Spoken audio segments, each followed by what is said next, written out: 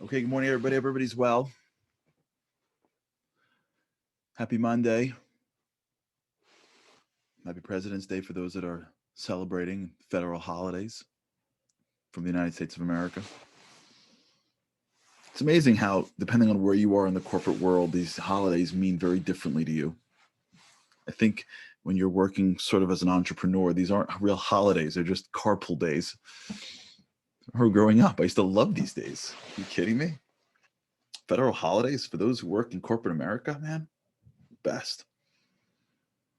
Best. It's an honor to be with you again. We've been talking a lot about this concept of what we're defining as royalty, spiritual royalty, which is a deepening of our perspective, of our relationships, not because we're guaranteed a timeline of feeling better, because that's the way we should live our lives. I tell you, it's very freeing when we start doing things that are right, expecting nothing in return. It's super hard. I'm not there, but it's freeing. We get to just be right, or we get to do right. I don't know if we're going to be right. We get to do right. And then it starts coming back whenever it comes back, and it's a whole nother life.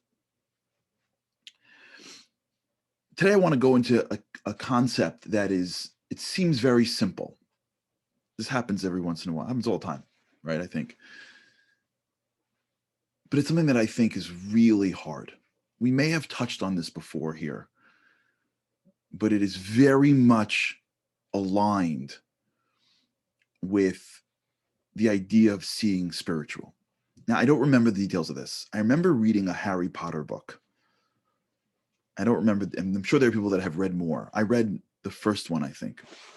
It came out and went one crazy. And I remember I was on vacation somewhere and the person had a copy, and I just sort of like went into it, and it was amazing, I thought. I wanted to see the hype. So I don't remember much about the book, although there were some cool things in that book, in that series, and J.K. Rowling's, her whole story. I think I'd spent more time on J.K. Rowling's story. She was homeless and how she started. I spent more time on her trying to figure out her greatness than on the book. But either way, there was a piece of the book that was very interesting. And again, for the Harry Potter fans, you're gonna, cringe that I don't get this. But for those who are just familiar with the story at all, so Harry Potter is this kid who, like, in the beginning doesn't know himself, and he ends up being really like the Messiah, if you will. That's that same story. It's a very similar storyline that takes place in lots of movies and books. Look into the work of Joseph Campbell, and you'll see the mythology is massive. It comes from the Messiah concept. So he's like the Messiah, doesn't know himself, and he has this. His parents are gone, orphans. Basically, in the beginning of this book, he ends up going to this school where he gets to find himself. So he goes to the train station, and he can't find the train because I think it's on the platform of like 5.5 or something. Andy, keep on filling me with what's really going on. 9 3/4. Good. Of course, Andy knows that. Just for the record, for those that are watching this live, I said 5.5, and it was less than 2 nanoseconds, and it popped up 9 3/4. That's the greatness of Mr. Andy Baldax. I got a new cup, by the way, for those who are worried about my cup that broke. Rivka got it before him. Good job, Rivka. For those who are worried about my mug, my wonderful wife ordered me a new one. Thank God for Amazon. And then told it, and it's back. I'm back. I feel like I'm complete again. My normal mug. When you start drinking coffee out of glass, I just want to let you know, for those who are coffee drinkers, you know what I'm talking about. If you're not a coffee drinker, you think I'm insane. If you drink coffee out of glass, you cannot drink it out of any other cup. It's impossible. It's impossible. Right. The Blue Dairy sticker. Thank you for those who are paying attention to my Blue Dairy sticker. We should do one morning just on drinking coffee out of the right substance and how glass is the only way to drink a cup of coffee. So Harry Potter goes to 9 3/4. Yeah, okay, great, thank you. So Harry Potter goes to the platform, and he can't find it because it's between 9 and 10, and he's got to wait for 9 3/4. And then at some point, 9 3/4 opens up and he's able to go into this magical train to take him to the magical place. Now I remember reading that. And I remember after that page, like just stopping and trying to understand the insight of that one thing. What was the author trying to get at? Why couldn't Harry Potter just get on a regular train? Right? He has to run into a brick wall. And the answer, I believe, is because the real greatness, the secrets of life take place between the platforms. Life really is between the platforms. You want to understand somebody, it's between the words and what they're saying. That's one of the great challenges of the world that we live in right now. I once heard a talk given by the great Dr. David Pelcovitz. He spoke about this idea of mirror neurons and how really what's happening when you're talking to somebody live is that your brain is firing off mirror neurons and the other person's firing mirror neurons. So you're just talking, but the real connection that takes place between two people talking has nothing to do with the words you say. It's the space between the words that you say. And when you text, it's a great way to communicate, but you're missing most of the glue, which is why relationships have changed so dramatically, because there's a change in empathy, it's a change of connection, because so much of our time is spent with our mirror neurons firing against the screen, not against the human being. In the world of Torah, there's a concept called the white fire in the black fire. If you look at a scroll, a Torah scroll, it's parchment and there's black letters. And the rabbis teach us that the black letters are holy, but the white letters, which are the spaces in between the letters, are even holier. White fire. The energy between the words.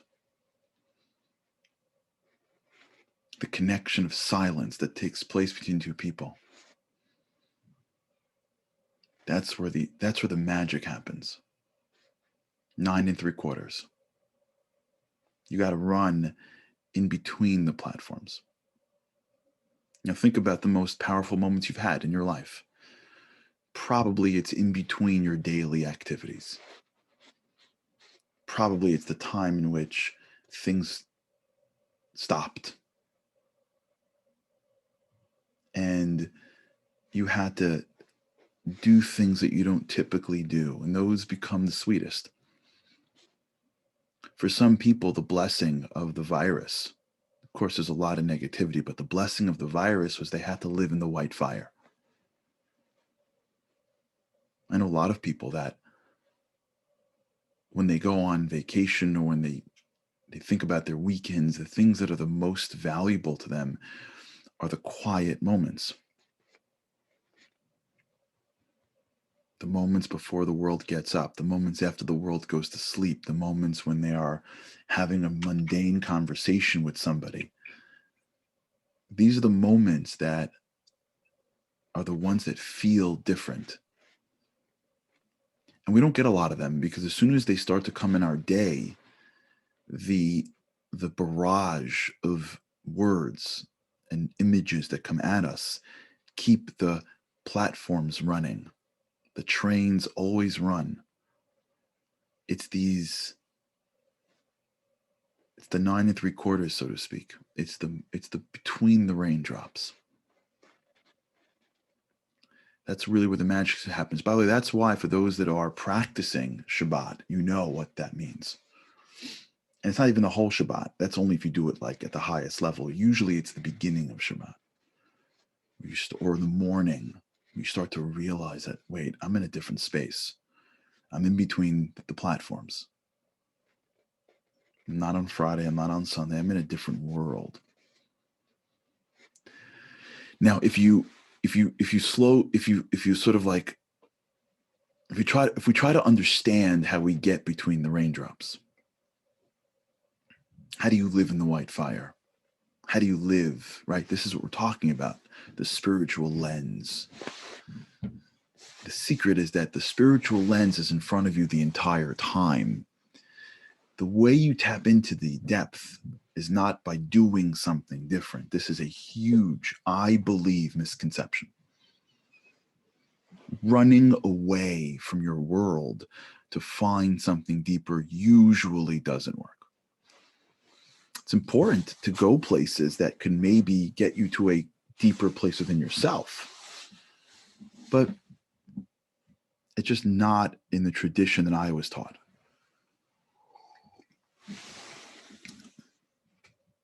That the way you find depth is by running away from your world. Just not the spirituality that I was taught. If that would be the case, God would find depth in the angelic spheres. He doesn't. He finds depth in the human spheres. All the depth that we want in life is right before our eyes. We just can't see it. Just like our brains can't pick up on the Wi-Fi frequency because we're not built for it. The Wi-Fi is right there.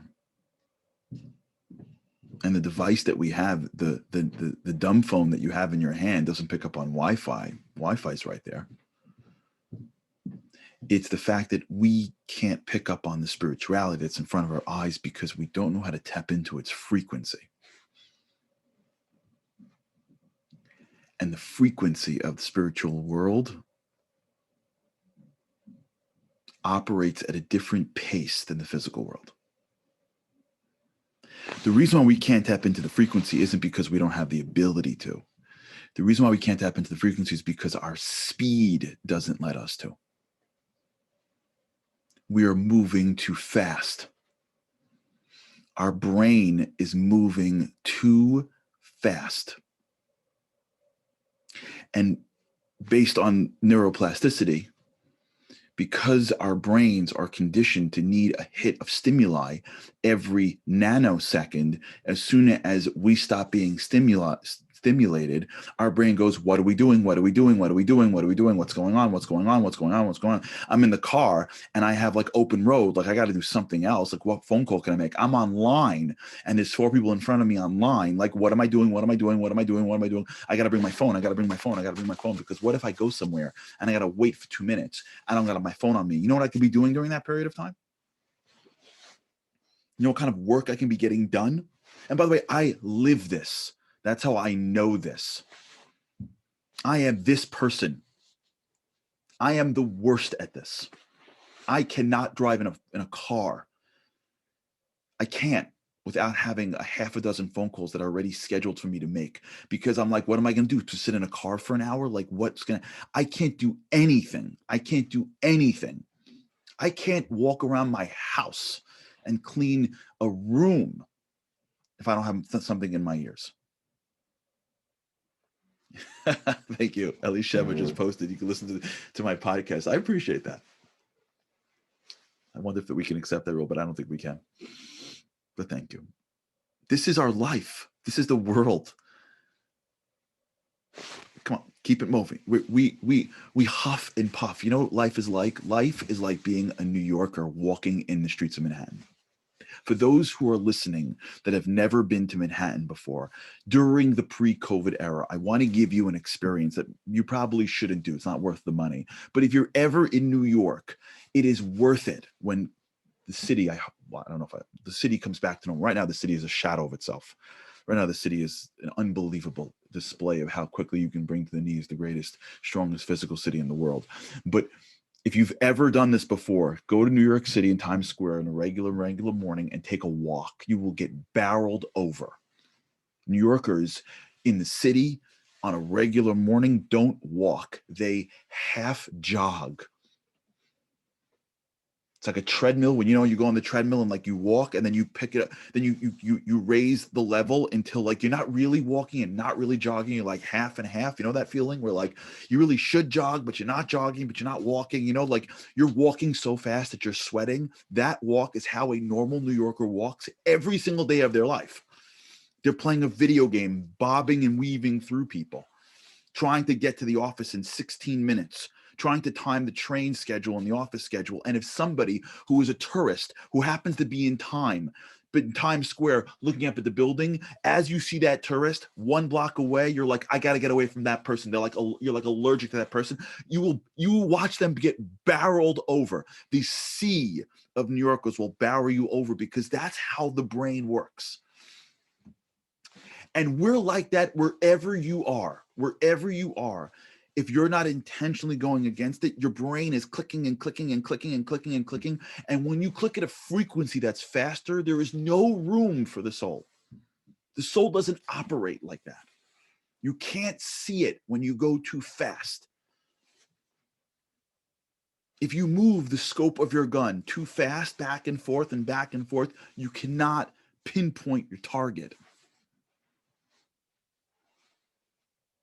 If you run up and down a court, you cannot find the net. It just doesn't work. The pathway, the frequency, the way you tap into the energy of the spiritual world is when we slow down. Not our speech necessarily, or our feet necessarily, our minds. We slow our minds down. When you live in between the raindrops, as your mind speeds up, there is this and for those that have this, you know what I'm talking about. For those that don't, just, give us a second.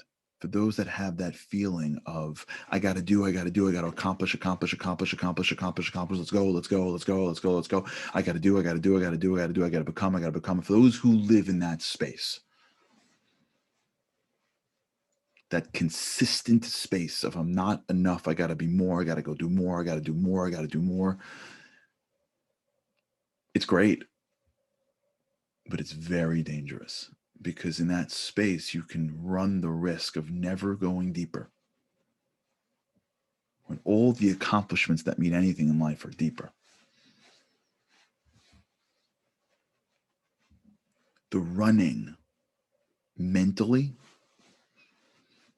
is blocking us from a spiritual relationship with the world. Which is not shocking. That when you run mentally, the only thing that gives us pleasure is more physical consumption, which is then what gives the world the ability to have us consume more, which then makes us run more, which just makes us only get physical consumption, and then round and round we go. Right? The physical consumption is basically building a certain pace of movement, which then only allows us for more physical consumption, and we don't even know why. And the main reason isn't because there's anything wrong with us. And the main reason isn't because we don't have a soul and we don't want this stuff. We want it badly. The reason why we can't find it is because it's a different frequency.